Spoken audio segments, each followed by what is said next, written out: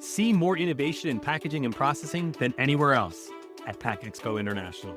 It's the show that defines where the industry is headed, with the solutions that establish where your business can go. Discover state-of-the-art packaging technology, processing equipment, new materials, sustainable solutions, supply chain resources, and much, much more. You'll walk away with innovative solutions to challenges big and small. Register at packexpointernational.com.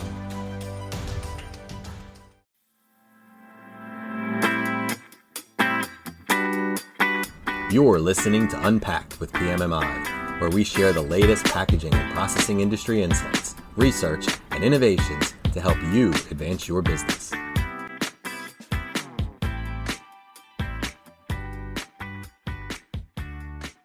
Hi, and welcome to Unpacked with PMMI. I'm your host, Sean Riley. This week, we're dropping an encore episode featuring one of our favorite guests, Jake Hall, the Manufacturing Millennial. This conversation came out last August, and honestly, we keep coming back to it because the topic hasn't slowed down one bit. We're talking robots, workforce, skills gaps, and how to make packaging and processing actually exciting to the next generation. If you caught it the first time, it's worth another listen, and if you're new here, you're in for a good one. Let's have a listen.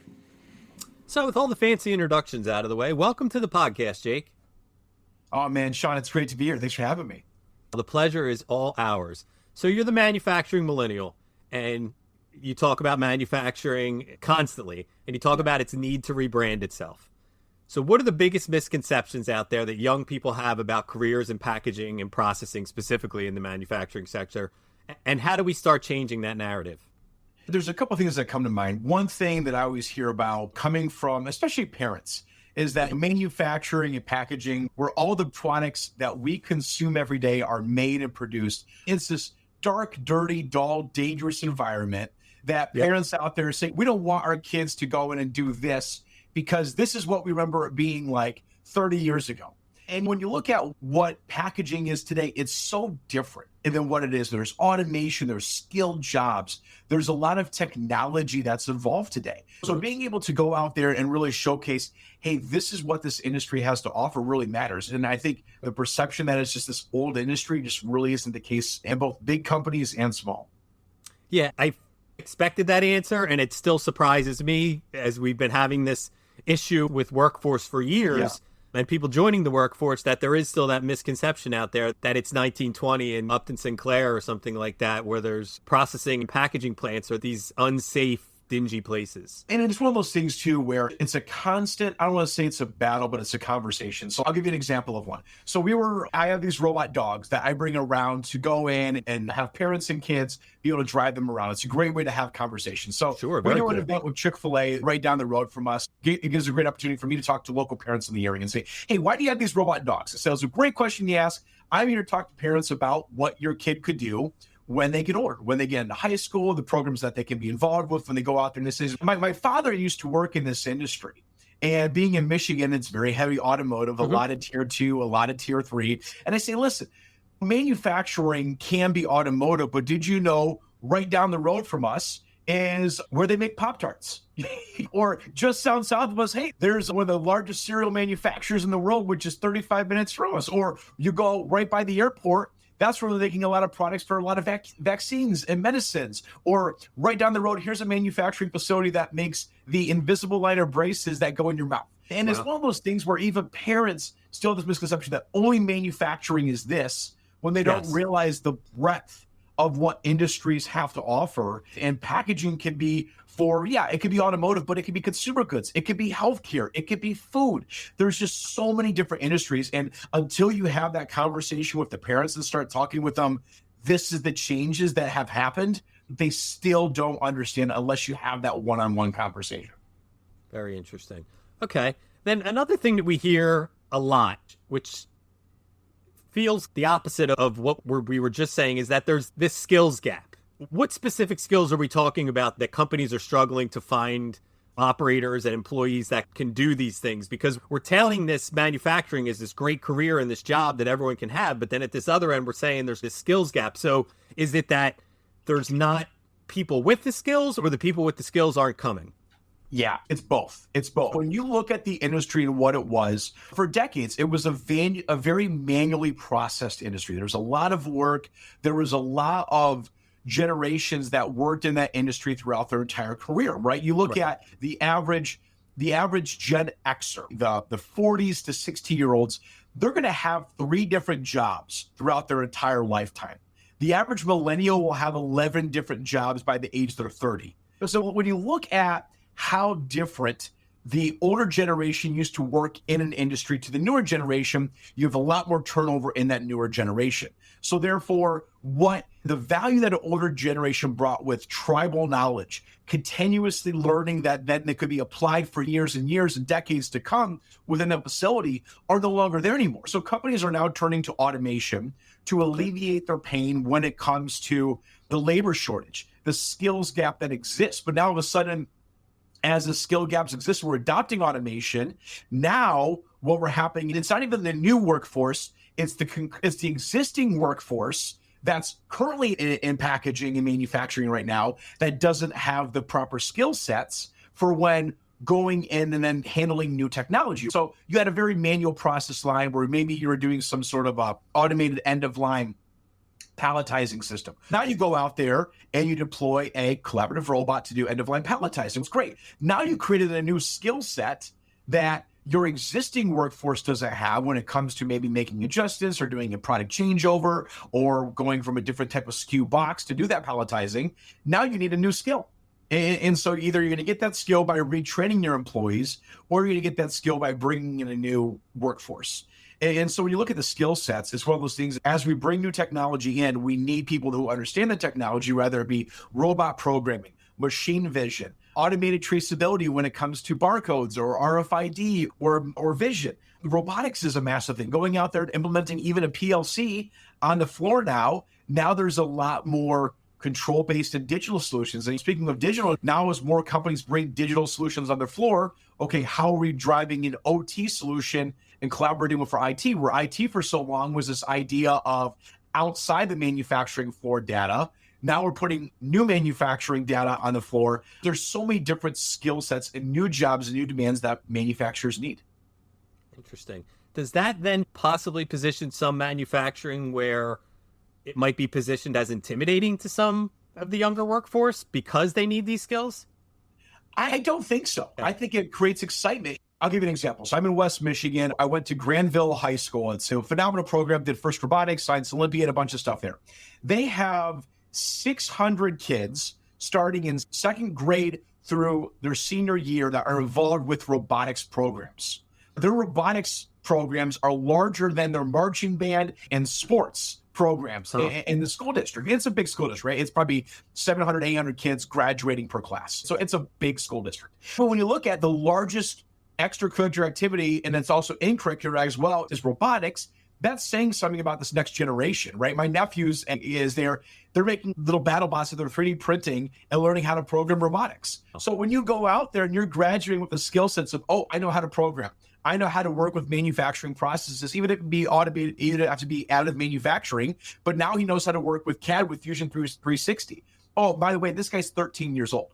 So when you look at the skill sets that this younger generation has, and then they say, hey, these jobs exist in packaging, it's a world now, because all of a sudden, when one of the biggest deployed use cases for collaborative robots is end-of-line palletization, which is predominantly in packaging. But it's one of those things where kids see that, oh yeah, I programmed robots when I was in middle school and high school. I could totally do that. And you know what? I might not even have to go to college for that anymore. It could be one of those things where you pull up just a technical degree, or you go to a local associate school and get your 2-year associates in robotics, a technician, or a mechatronics. It really creates a lot of new high tech, but also higher paid skill sets that this industry needs. Yes, that's fantastic. And this is something that you've already touched on. And there was always this belief, especially going back a ways, I'm much older, or a little bit older, that automation and robotics were going to come in and replace workers. But actually, the way that it's playing out now, tech isn't really necessarily filling in for people. It's enabling the people that you have to work better. Would you speak to that? I would even go to the point where I have direct examples of how robots are saving jobs and keeping jobs local with local manufacturers. As we create a global economy of competition, we're no longer competing with a company down the road. We're competing with a company, in a lot of cases, across the ocean. Sure. And so when you look at what robots can do, the boring, repetitive, dangerous tasks that people like to do, and maybe it's not a direct packaging example, but it's a machine tending application, right? At one point in time, you would have had to have humans take this and put it into a box. Or if I was CNCing out a metal part, I would have to take that out of a fixture, put it inside my CNC machine, then press go. You would have an operator doing that over and over again. And that costs money. In a lot of cases, like right here in West Michigan, there was a company that implemented 3 collaborative robots to do machine tending. And that kept them going, and that kept them to win that job, because then they were able to run more of a lights out operation. They were able to set up a collection of parts that could then run for 4 or 5 hours after everybody went home. And so robots then create these opportunities where, for the jobs that people don't want to do, and a lot of cases are those repetitive, those dangerous, those, hey, you're working at a food processing facility, and if you're doing end-of-line packaging, a lot of times you're working in a freezer or something that's around 30 to 50 degrees in temperature. And you know what? Working in there 10 hours a day is not fun. But by the end of the day, those boxes of meat that were just produced need to go on a pallet to get then shipped to a distribution center or directly to the stores. Those are high turnover jobs. People don't enjoy, people think it's easy, but honestly, when you're lifting 40-pound boxes in a freezer for 8 hours a day, there's no joy to it. Those companies like Tyson and JBS and a lot of these big food producers, those are the big turnaround jobs. And so if you can go out there and you can take those jobs, give people a better quality of life with what they do, they're going to enjoy working in a job where people can be creative and work with things rather than people, what I say, being robots. Let robots do robot tasks. Don't let people try and do robot tasks. Yeah, I like that. I like that a lot. As we've been talking, you rattled off some big names, some big companies, and it makes me think of the smaller manufacturers and how they are having these same problems with needing workforce solutions. Is there any advice you can give to them who are competing with these larger companies that might have the robotics, might have the automation, but they don't have it? What can they do to recruit and retain talent? The first thing that I would say is get involved with your community. When you look at the stats, when you look at a local or small to medium-sized business manufacturer, which represents 98.6% of manufacturers in the United States, are classified as a small to medium-sized business. Okay. When you look at the workforce within those businesses, on average, 75 to 84% of those workers are within the 30-mile radius of where that business is, where they live, where they grew up. So one of the things that I always push is, if you are struggling with workforce, what are you doing as a local manufacturer, as a local packaging company, as a local company who's trying to drive workforce? How are you engaged with your local community? If those students who are graduating from high school don't know what they want to do when they graduate, say, you know what, I'm part of this new Gen Z generation, which they saw from us millennials, where we graduated with $30,000, $35,000, $40,000 in student debt. I don't want to go to college and get a 4-year degree that I don't know what I'm going to do with when I graduate. We need to do a better job educating them and making them aware of the opportunities that exist within these industries. And a lot of them have to do it for apprenticeship programs. If you look at what manufacturers do really well, and what is creating these opportunities for kids to get paid while they learn, while they get educated, to walk away with some sort of a degree or certificate. And while those are great, those companies do a horrible job telling what they offer to students when graduating, and more specifically, parents. Parents for so long put pressure on students to go to college, go to college, go to college, because that Gen X generation basically said, hey, the 4-year degree was not as common 25 years ago, where if you had that 4-year degree, you're right, you were put on the fast track to get promotions. But now when you look at the United States, I don't want to say they're being handed out a dime a dozen. I would still recommend parents, if you're going to go get a STEM degree, go get a STEM degree. If your kid can be an engineer, go become an engineer. Sure. Those are great. But for a lot of what I call gen ed liberal arts degrees out there, they're not as valuable as what they once were. And getting that $40,000 in student debt or more, depending on if you go to an out-of-state or a private school, in many ways, I would say, sets your kid back rather than pushes him forward. And so if you can go out there and you can say, you know what, not great with math and science, but man, they're really good with design and working with their hands, send them to become a welder. How to become an electrician, work as an HVAC tech, go out there, get a degree or a skill set in PLC programming. We need PLC programmers. It's one of those things that you can go on YouTube right now and you can learn how to program PLCs. You can learn how to program robots. You can learn how to deploy SCADA and MES solutions on a manufacturing floor. The most powerful, high-paid skill sets that are out there right now can be self-taught in many ways. That's a great answer.